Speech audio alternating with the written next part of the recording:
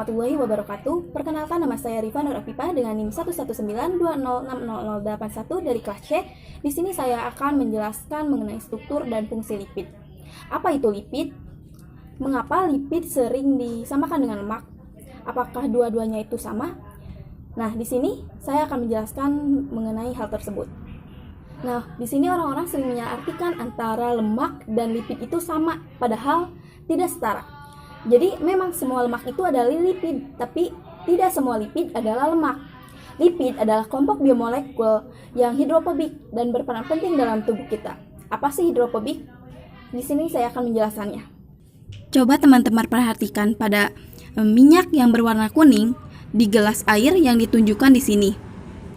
Nah, bahkan jika kita mengaduk ini selama beberapa menit atau beberapa jam saja, minyak masih akan tetap terpisah. Hal ini karena lipid bersifat hidrofobik.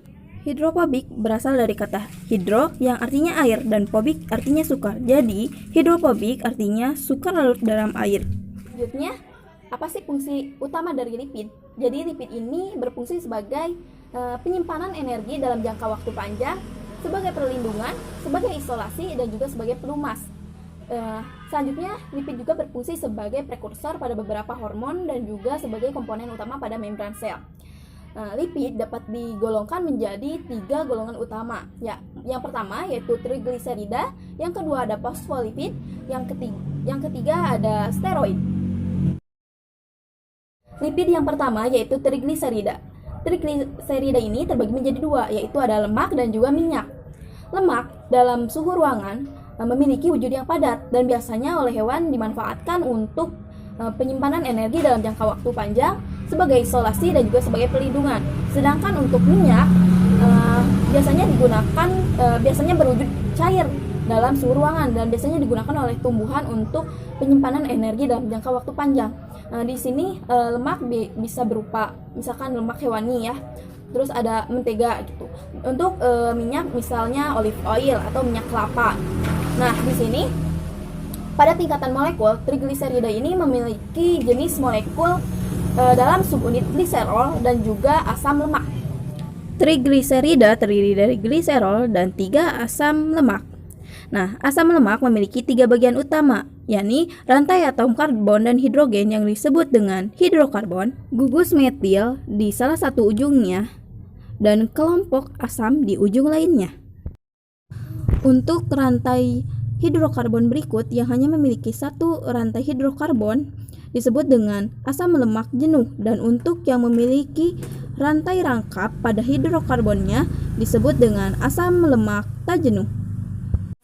Asam lemak jenuh memiliki atom hidrogen 2 kali lebih banyak dari atom karbonnya, dan tiap molekulnya mengandung 2 atom oksigen. Asam lemak jenuh ini mengandung semua atom hidrogen yang mungkin dan atom karbon yang berkaitan yang dihubungkan dengan ikatan valensi tunggal. Nah, asam lemak jenuh ini dapat dipandang berdasarkan asam asetat sebagai anggota pertama dari rangkaiannya. Asam lemak jenuh yang biasa ditemukan yaitu memiliki atom C4 sampai C26 dalam keadaan wujud padat. Nah, untuk asam lemak yang biasa dipakai atau banyak dipakai yaitu C16 atau palmirat, lalu ada C12 yaitu laurat, selanjutnya ada C14 yaitu mirisat, dan ada C18 atau stearat. Untuk asam lemak jenuh ini biasanya ditemui pada produk-produk hewani seperti ada susu, terus ada pada krim, terus ada pada daging-daging yang berlemak. Selain itu juga ditemukan pada produk nabati seperti minyak kelapa ataupun minyak biji palem. Untuk asam lemak tak jenuh, apabila dilihat dari derajat kejenuhannya, dapat dibedakan menjadi 2, yakni ada asam lemak tak jenuh tunggal dan juga ada asam lemak tak jenuh jamak. Untuk asam lemak tak jenuh tunggal hanya memiliki 1 rantai hidrokarbon rangkap. Nah, untuk yang jamak memiliki 2 atau lebih rantai hidrokarbon yang rangkap. Jika dilihat dari isomer geometriknya, asam lemak tak jenuh dapat dibedakan menjadi dua, yaitu ada asam lemak tak jenuh cis atau bentuk alami dan juga ada asam lemak tak jenuh trans atau bentuk tidak alami. Nah, untuk yang cis terjadi jika atom-atom hidrogen pada ikatan rangkapnya terletak di sisi yang sama pada rantai hidrokarbon, seperti contohnya pada asam oleat. Sedangkan untuk yang trans terjadi jika atom-atom hidrogen pada ikatan rangkapnya terletak di sisi yang berlawanan dari rantai hidrokarbon, contohnya asam elahidat. Selain itu, asam lemak tak jenuh juga dapat dilihat dari bentuk terkonjugasi dan bentuk non-terkonjugasinya. Nah, untuk bentuk terkonjugasi terjadi bila ikatan rangkap dalam rantai C selalu dipisah oleh ikatan rangkap dan tunggal. Sedangkan untuk yang bentuk tidak terkonjugasi yaitu apabila tidak tersusun secara berganti-ganti. Berikut adalah rantai karbon dari asam lemak tak jenuh terkonjugasi dan juga tidak terkonjugasi. Untuk asam lemak tak jenuh tunggal biasanya ditemukan pada minyak-minyak dari tumbuhan seperti minyak zaitun ataupun minyak kacang tanah. Nah, untuk asam lemak tak jenuh jamak biasanya ditemukan pada bunga matahari, minyak jagung ataupun minyak kacang kedelai. Nah, untuk asam lemak tak jenuh trans ini terkandung pada 3 sumber makanan. Yang pertama pada produk lemak hewan pemamah biak, contohnya seperti susu dan daging. Nah, lalu yang kedua ada minyak yang telah dihilangkan baunya, terutama pada minyak yang mengandung alfa linolenik seperti pada kacang kedelai. Selanjutnya yang ketiga yaitu minyak yang dihidrogenasi sebagian, seperti contohnya yaitu margarin.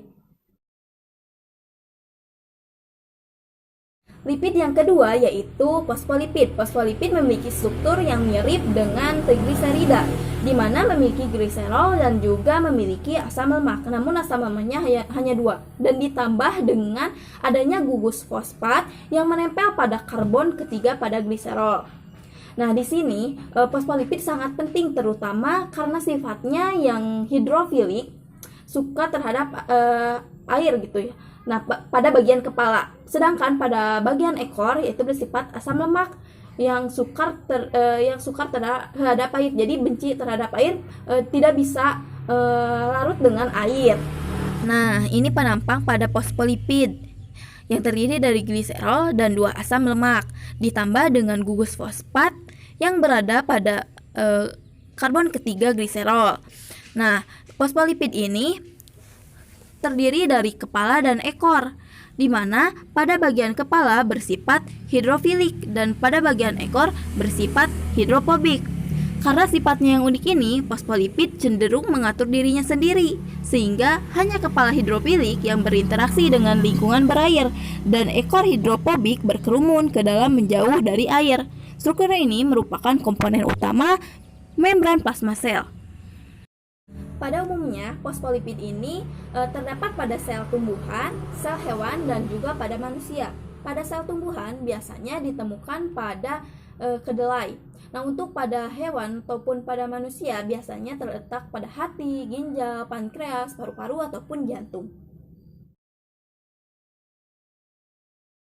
Lipid yang ketiga yaitu steroid. Steroid terdiri dari 4 cincin karbon yang menyatu dengan gugus fungsi yang berbeda. Salah satu molekul dari steroid yaitu kolesterol. Kolesterol memiliki fungsi sebagai prekursor pada sintesis steroid seperti testosteron, estrogen, ataupun vitamin D. Nah, ini adalah rantai karbon dari steroid. Kolesterol di sini terdapat pada membran plasma, di mana ia akan menstabilkan membran plasma. Hormon testosteron dan estrogen memiliki perbedaan kecil dalam kelompok fungsionalnya, tetapi perbedaan besar adalah pada efek organisme. Kolesterol tidak dapat larut dalam cairan darah dan juga tidak dapat langsung diedarkan oleh darah. Oleh karena itu, perlu adanya molekul untuk mengirimkan kolesterol ke seluruh bagian tubuh, yakni adanya molekul yang bernama lipoprotein. Lipoprotein adalah kolesterol yang telah dikemas bersama dengan protein menjadi sebuah partikel. Nah, lipoprotein ini terbagi menjadi dua. Ada yang low dan juga ada yang high. Nah, di sini ada LDL dan juga HDL.